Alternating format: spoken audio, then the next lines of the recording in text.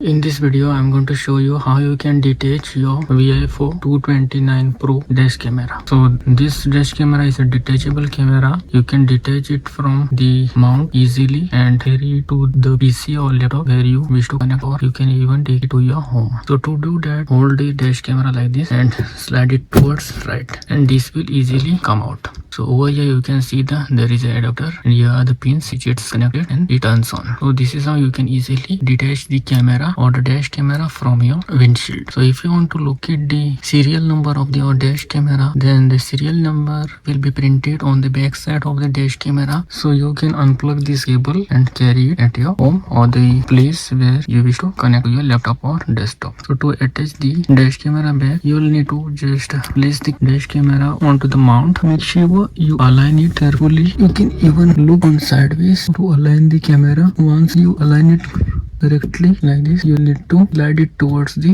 left side. So now the camera has been successfully mounted. So this is how you can easily mount and unmount A29 Pro dash camera.